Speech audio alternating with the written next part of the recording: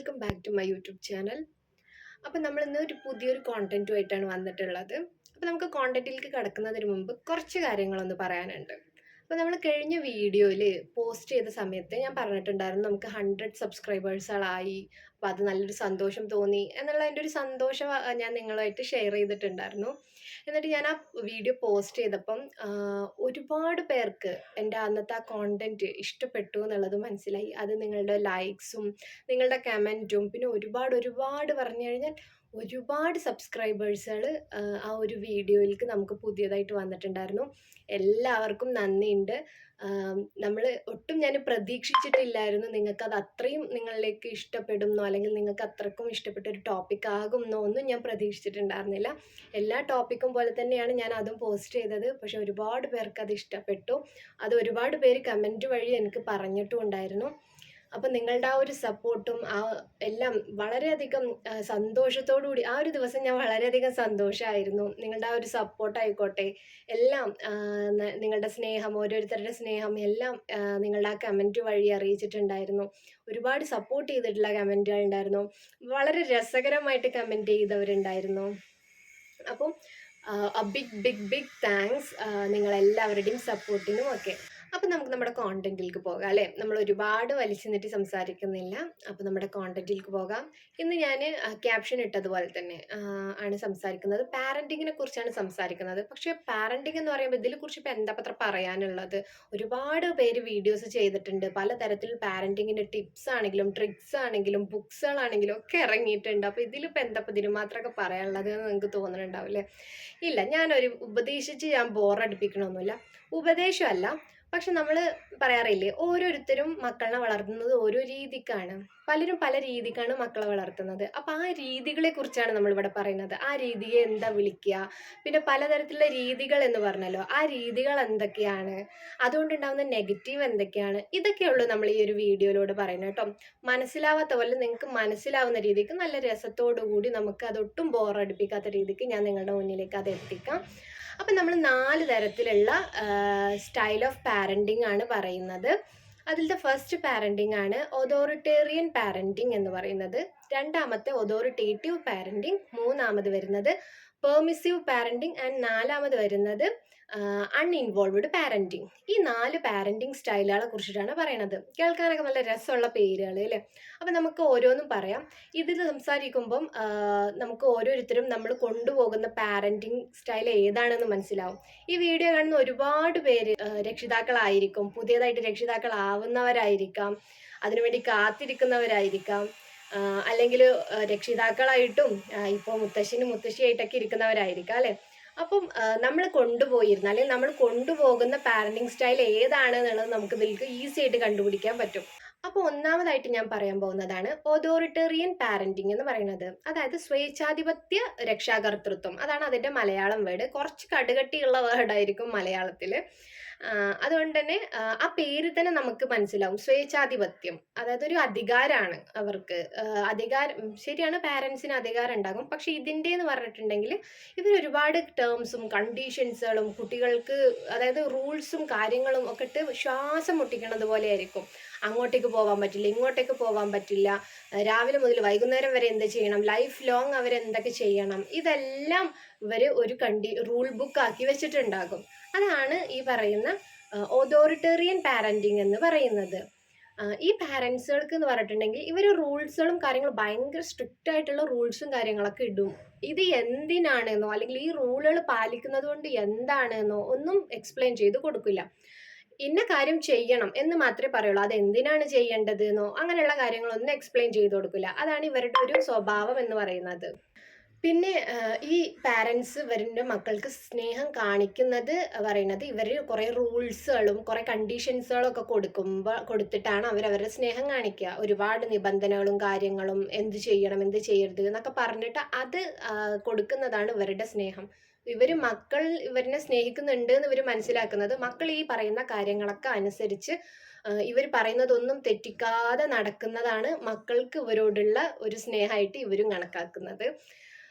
പിന്നെ മാത്രമല്ല ഇത്തരത്തിലുള്ള കുട്ടികൾക്ക് ഇവരിപ്പോൾ ഈ ഒരു പറയുന്ന എന്തെങ്കിലും ഒരു കാര്യം തെറ്റിക്കുക, ഇപ്പോൾ ഒരു കാര്യം പറയുകയാണ്, പാട്ട് പാടാൻ പാടില്ല, പഠനം മാത്രം മതി എന്നൊക്കെ പറയുകയാണെന്നുണ്ടെങ്കിൽ ഈ പറയുന്നത് പോലെ ഈ കുട്ടി ഇനി ഇത് മറിച്ച് ഒരു പാട്ട് എന്തെങ്കിലും പാടാനോ സ്കൂളിൽ അങ്ങനെ എന്തെങ്കിലുമൊക്കെ ചേർന്ന് പാടുക അങ്ങനെ എന്തെങ്കിലുമൊക്കെ ചെയ്തിട്ടുണ്ടെങ്കിൽ അതിന് ഭയങ്കരമായിട്ടുള്ള പണിഷ്മെന്റ് കൊടുക്കുക, ഇല്ലെങ്കിൽ ഭയങ്കരമായിട്ടുള്ള ശിക്ഷകളും കാര്യങ്ങളും, ഇല്ലെങ്കിൽ അത്രയും മോശമാക്കി സംസാരിക്കുക ഒക്കെ ചെയ്യുന്നതാണ് ഈ പാരൻസുകളുടെ ഒരു സ്വഭാവ രീതി എന്ന് പറയുന്നത്. അപ്പൊ ഇത്തരം കുട്ടികൾക്ക് സ്വാഭാവികമായിട്ട് ഇതിൽ വരുന്ന നെഗറ്റീവ് പറയുന്നത് ഇത്തരം കുട്ടികൾ സൂയിസൈഡ് ചെയ്യാനും അതുപോലെ തന്നെ ഡിപ്രഷൻ പോലത്തെ രോഗങ്ങൾ വരാനും അതുപോലെ തന്നെ ഇവർക്ക് ഒരു എന്താ സ്വന്തമായിട്ടൊരു തീരുമാനം എടുക്കാൻ കഴിയാതെ വരികയും ഒക്കെ ചെയ്യുന്ന പ്രോബ്ലംസുകളും കാര്യങ്ങളൊക്കെ ഇവർക്ക് ഭാവിയിൽ ഉണ്ടാവും. അപ്പൊ അതാണ് ഈ പറയുന്ന ഓതോറിറ്റേറിയൻ പാരന്റിങ് എന്ന് പറയുന്നത്. അപ്പൊ ഞാൻ ഓരോ പാരന്റിങ് സ്റ്റൈലുകളുടെയും ഒരു പിക്ക് ഞാനിത് അവിടെ കൊടുത്തേക്കാം. അപ്പൊ നിങ്ങൾക്ക് കുറച്ചും കൂടി ആ പിക്ക് കാണുമ്പോൾ മനസ്സിലാകും. പിന്നെ ഒരു എക്സാമ്പിൾ പറയുകയാണെന്നുണ്ടെങ്കിൽ ഈ ഓതോറിറ്റേറിയൻ പാരന്റിങ്ങിന് ഒരു എക്സാമ്പിൾ പറയുന്നത് നമ്മളിപ്പോൾ പലരും ഇപ്പോൾ റീസെൻ്റ്ലി ഇറങ്ങിയിട്ടുള്ള ഒരു പടം കണ്ടിട്ടുണ്ടാവും. കൽബ് പറയുന്ന ഇപ്പം അടുത്ത് ഇറങ്ങിയിട്ടേ ഉള്ളൂ. ആ പടത്തിൽ ആ ഒരു നായികയുടെ അച്ഛൻ്റെ റോള് ചെയ്യുന്ന ഒരു വ്യക്തി ഉണ്ടല്ലോ, ആളുടെയൊക്കെ ഒരു സ്വഭാവം പോലെയാണ് ഈ പറയുന്ന ഓതോറിറ്റേറിയൻ പാരന്റിങ് എന്ന് പറയുന്നത്. ഇനി നെക്സ്റ്റ് വരുന്നതാണ് ഓതോറിറ്റേറ്റീവ് പാരന്റിങ് എന്ന് പറയുന്നത്. പറഞ്ഞിട്ടുണ്ടെങ്കിൽ ആധികാരിക രക്ഷാകർതൃത്വം എന്നാണ് അതിൻ്റെ ഒരു മലയാളം വേർഡ് വരുന്നത്. ഇത് വേറൊന്നുമല്ല, ഈ ഒരു പാരൻസുകൾ എന്ന് പറഞ്ഞിട്ടുണ്ടെങ്കിൽ അവർ ഇപ്പോൾ മക്കൾക്ക് നമ്മൾ ഒരു റൂൾസും കൊടുക്കാതെ അല്ലെങ്കിൽ ഒരു സ്ട്രിക്ട്നെസ്സും കൊടുക്കാതെ ഒന്നും ഇപ്പോൾ വളർത്താൻ പറ്റില്ലല്ലോ അല്ലേ. അപ്പം ഇവരെന്ത് ചെയ്യും, ഇത്തരം പാരൻസുകൾ ഈ പറയുന്ന കുട്ടികൾക്ക് റൂൾസുകളും കണ്ടീഷൻസുകളും ഒക്കെ വെക്കും. പക്ഷെ അത് അവരുടെ വളരെയധികം സ്ട്രിക്റ്റായി അല്ലെങ്കിൽ അത് തെറ്റിക്കുമ്പോഴേക്കും ഭയങ്കരമായി അടിയും കാര്യങ്ങളും ശിക്ഷയൊക്കെ കൊടുത്ത് അങ്ങനെയൊന്നുമല്ല. പകരം ഇവരെന്ത് ചെയ്യും, വേണ്ട കാര്യങ്ങളിൽ മാത്രം കുറച്ച് സ്ട്രിക്റ്റും കാര്യങ്ങളൊക്കെ വെച്ച്, പിന്നെ അവർക്ക് ഓരോ ഇനിയിപ്പോൾ ഒരു റൂൾസുകൾ, അതായത് ഇവർക്ക് ഇപ്പോൾ ഇന്നത് ചെയ്യണം എന്ന് പറയുകയാണെന്നുണ്ടെങ്കിൽ അത് എന്തിനാണ് ചെയ്യേണ്ടത് എന്നുള്ളതും കൂടി എക്സ്പ്ലെയിൻ ചെയ്ത് കൊടുത്തിട്ടൊക്കെ ഇരിക്കും. മാത്രമല്ല ഈ പറയുന്ന പാരൻസുകൾ പറഞ്ഞാൽ നല്ല സപ്പോർട്ടും കാര്യങ്ങളൊക്കെ ആയിരിക്കും മക്കൾക്ക് കൊടുക്കുക. അവർക്ക് എന്തെങ്കിലുമൊക്കെ കഴിവുണ്ടെങ്കിൽ ആ കഴിവ് വളർത്തി കൊണ്ടുവരാനും ഒക്കെ ഈ പറയുന്ന പാരൻസുകൾ സഹായിക്കും.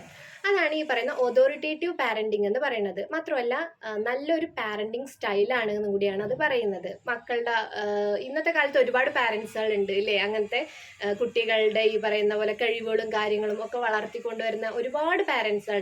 അത്തരം പാരൻസിനെ പറയുന്നതാണ് ഓതോറിറ്റേറ്റീവ് പാരന്റിങ് എന്ന് പറയുന്നത്. ഇനി അടുത്തത് വരുന്നതാണ് ഈ പറയുന്ന പെർമിസീവ് പാരന്റിങ് എന്ന് പറയുന്നത്. പെർമിസീവ് പാരന്റിങ് എന്ന് പറഞ്ഞിട്ടുണ്ടെങ്കിൽ ഇവർ പറഞ്ഞു കഴിഞ്ഞാൽ ഭയങ്കരമായിട്ടുള്ള സ്വാതന്ത്ര്യമാണ്, മക്കളോട് ഭയങ്കരമായിട്ടുള്ള ഫ്രണ്ട്ഷിപ്പും അധികമായിട്ടുള്ള സ്വാതന്ത്ര്യവും ഒക്കെ കൊടുത്തിട്ട് എന്ത് ചെയ്യും, മക്കളെ വഷളാകും എന്നൊക്കെ പറയില്ലേ. മാത്രമല്ല ഈ പാരൻസുകൾ പറഞ്ഞിട്ടുണ്ടെങ്കിൽ ഒരു തരത്തിലുള്ള കണ്ടീഷൻസുകളോ ഇല്ലെങ്കിൽ അത് ചെയ്യരുത്, എന്ത് ചെയ്യണം എന്ത് ചെയ്യരുത് ഇതൊന്നും പറഞ്ഞു കൊടുക്കില്ല. മക്കൾ എന്ത് ചോദിച്ചു കഴിഞ്ഞാലും അതൊക്കെ സാധിച്ചു കൊടുത്ത് അങ്ങനെ ഒരു സ്വഭാവമുള്ള പാരൻസുകളായിരിക്കും. മക്കളോടുള്ള ഇഷ്ടം കൊണ്ടായിരിക്കും ഇവർ ഇതൊക്കെ ചെയ്യുന്നത്. മക്കളെ കൂടുതൽ അങ്ങോട്ട് സ്നേഹിച്ച് വഷളാക്കുക എന്നൊക്കെ പറയില്ലേ, അതാണ് ഇവർ ചെയ്യുന്നത്. കൂടുതൽ സ്വാതന്ത്ര്യമൊക്കെ കൊടുക്കുമ്പോൾ ഈ കുട്ടികളുടെ സ്വഭാവത്തിലൊക്കെ മാറ്റങ്ങൾ വരും. ഈ പറയുന്ന ഡ്രഗ്സ് പോലെയോ അല്ലെങ്കിൽ മറ്റേതെങ്കിലും രീതിക്ക് മോശമായ ഒരു വഴികളിലൂടെയൊക്കെ പോവാനും വഴിതെറ്റി പോവാനും ഒക്കെ ഉള്ള ചാൻസസുകൾ വളരെയധികം കൂടുതലാണ്. മാത്രമല്ല ഈ കുട്ടികൾ എന്തെങ്കിലും ഒന്ന് ആഗ്രഹിച്ചു പറയുമ്പോഴേക്കും അതൊക്കെ എത്തിച്ചു കൊടുക്കുകയൊക്കെ ചെയ്യും. അപ്പം അത്തരം കുട്ടികൾക്കും ഈ പറയുന്നത് പോലെ പിന്നീട് ഇവർക്ക് നല്ലൊരു സ്വഭാവ ഗുണം ഉണ്ടാവാനോ ഇല്ലെങ്കിൽ ഈ പറയുന്നത് പോലെ നല്ലൊരു ക്യാരക്ടറുള്ള മക്കളാവാനോ ഒന്നും സാധിക്കില്ല. മറ്റുള്ളവരോട് പെരുമാറാനോ ഒന്നും സാധിക്കാത്തതാണ് അത്. പിന്നെ അടുത്തത് ലാസ്റ്റത്തെ ഒന്നാണ് പറയുന്നത് അൺഇൻവോൾവ്ഡ് പാരന്റിങ് എന്ന് പറയുന്നത്. ഈ പാരൻസുകൾ എന്ന് പറഞ്ഞിട്ടുണ്ടെങ്കിൽ ഇന്ന് ഒട്ടുമിക്ക ആളുകളും ഏറെക്കുറെ ഈ ഒരു പാരന്റിങ്, എല്ലാവരും ആണെന്ന് ഞാൻ പറയുന്നില്ല കേട്ടോ, ഒട്ടുമിക്ക ആളുകളും ഈ ഒരു പാരന്റിങ് സ്റ്റൈലിൽ കൂടെ പോകുന്ന ആളുകളാണ്. വേറെ ഒന്നുമല്ല, അൺഇൻവോൾവ്ഡ് പാരന്റിങ്. ഇവരെന്ന് പറഞ്ഞിട്ടുണ്ടെങ്കിൽ ഇവർ മക്കൾക്കുള്ള എല്ലാ കാര്യങ്ങളും ചെയ്തു കൊടുക്കും, വിദ്യാഭ്യാസം കൊടുക്കും, അങ്ങനെ എല്ലാ കാര്യങ്ങളും കൊടുക്കും. പക്ഷേ ഇവരുടെ ഒരു സ്വഭാവം എന്ന് പറഞ്ഞിട്ടുണ്ടെങ്കിൽ ഇവർ നല്ല നല്ല വിദ്യാഭ്യാസ സമ്പന്നരൊക്കെ ആയിട്ടുള്ള മാതാപിതാക്കളൊക്കെ ആയിരിക്കും. പക്ഷേ ഇവരുടെ വർക്കും തിരക്കും ഇവരുടെ മൊബൈൽ ഫോണിലുള്ള വർക്കുകളായിക്കോട്ടെ ഇല്ലെങ്കിൽ സോഷ്യൽ മീഡിയ അങ്ങനെ ആ ഒരു ലൈഫിൽ മാത്രം നിൽക്കുന്ന ആളുകളായിരിക്കും ഇത്തരം പാരൻസുകൾ പറയുന്നത്. ഈ കുട്ടികളിൽ വരുന്ന ചെറിയ ചെറിയ മാറ്റങ്ങളോ അല്ലെങ്കിൽ അവർ പഠിച്ച പുതിയ കാര്യങ്ങൾ കേൾക്കാനോ ഒന്നിനും ഇവർക്ക് സമയം കാണില്ല. ഇവർക്ക് കുട്ടികൾ പറയുന്ന കാര്യങ്ങളൊക്കെ വാങ്ങിച്ചു കൊടുക്കുക, അതോടുകൂടിയിട്ട് അവരുടെ ഉത്തരവാദിത്തം കഴിഞ്ഞു. ബാക്കിയുള്ളതെല്ലാം അവർ സ്വയം പഠിക്കുക, അല്ലെങ്കിൽ അവർ സ്വയം ഇരുന്ന് അവരുടെ ആക്ടിവിറ്റീസുകൾ ചെയ്യുക. മക്കൾ ഒരു ഭാഗത്തിരുന്ന് അവരുടെ കാര്യങ്ങളൊക്കെ ചെയ്യുക. അച്ഛനും അമ്മയും എപ്പോഴും ഈ പറയുന്നത് പോലെ മൊബൈൽ ഫോണിലോ അല്ലെങ്കിൽ അവരുടെ വർക്കുകളായിട്ടോ അങ്ങനെ അവർ ബിസി ആയിട്ട് ഇരിക്കുന്നതാണ് ഈ പറയുന്ന അൺഇൻവോൾവ്ഡ് പാരന്റിങ്. ഒന്നിലും അവർ ഇൻവോൾവ്ഡ് ആയിരിക്കില്ല. അതാണ് ഈ പറയുന്ന അൺഇൻവോൾവ്ഡ് പാരന്റിങ് എന്ന് പറയുന്നത്. അപ്പോൾ ഒരു 4 ടൈപ്പ് ഓഫ് പാരന്റിങ്ങിനെ കുറിച്ച് നമ്മൾ പറഞ്ഞു. അപ്പം നമുക്ക് മനസ്സിലായിട്ടുണ്ടാവും. അപ്പോൾ ചിലർക്കെങ്കിലും നമ്മൾ ഏത് പാരന്റിങ് സ്റ്റൈലിലാണ് മക്കളെ വളർത്തുന്നത് എന്ന് മനസ്സിലായിട്ടുണ്ടാവും. ഏറ്റവും ബെസ്റ്റ് ആയിട്ട് പറയുന്നത് ഈ പറയുന്നത് പോലുള്ള ഓതോറിറ്റേറ്റീവ് പാരന്റിങ് സ്റ്റൈലാണ്. അതാകുമ്പം മക്കൾക്ക് കൂടുതൽ സ്വാതന്ത്ര്യം കൊടുക്കുമ്പോഴും ഒരു 18 വയസ്സ് വരെ ഈ പറയുന്നത് പോലെ കൂടുതൽ സ്വാതന്ത്ര്യങ്ങൾ കൊടുത്തു കഴിഞ്ഞ് കഴിഞ്ഞാൽ അവർ വഴിതെറ്റി പോവാനും ഒക്കെ ഉള്ള ഒരു മെച്ചുവേർഡ് ആയിട്ടില്ലല്ലോ. അപ്പം വഴിതെറ്റി പോകാനൊക്കെയുള്ള ചാൻസസുകൾ വളരെയധികം കൂടുതലായിരിക്കും. അപ്പൊ അവർക്ക് കുറച്ചൊക്കെ ഒന്ന് റൂൾസ് കൊടുത്ത്, എന്നാൽ അവരുടെ റൂൾസുകൾ കൊണ്ട് അവരുടെ ഒരു കഴിവുകളും വളർത്താതെ അവരൊരു കഴിവുകെട്ട ആളുകളാക്കാതെ ചെയ്യുന്ന ഒരു പാരന്റിങ് സ്റ്റൈലാണ് അത്. അപ്പൊ നിങ്ങൾക്ക് അത് ഇഷ്ടപ്പെട്ടിട്ടുണ്ടാവും എന്ന് വിചാരിക്കുന്നു. നിങ്ങൾക്ക് പലർക്കും ഈ 4 പാരന്റിങ് സ്റ്റൈലുകൾ എന്തൊക്കെയാണെന്നും അത് ഏതൊക്കെ രീതിക്കാണ് എന്നുള്ളതൊക്കെ മനസ്സിലായിട്ടുണ്ടാവും എന്ന് ഞാൻ പ്രതീക്ഷിക്കുന്നു. ഇനിയും ഇതുപോലുള്ള ഇൻട്രസ്റ്റിംഗ് ആയിട്ടുള്ള വീഡിയോസുകളായിട്ട് ഞാൻ ഇനിയും വരുന്നതായിരിക്കും. അതുവരെക്കും ബൈ ബൈ.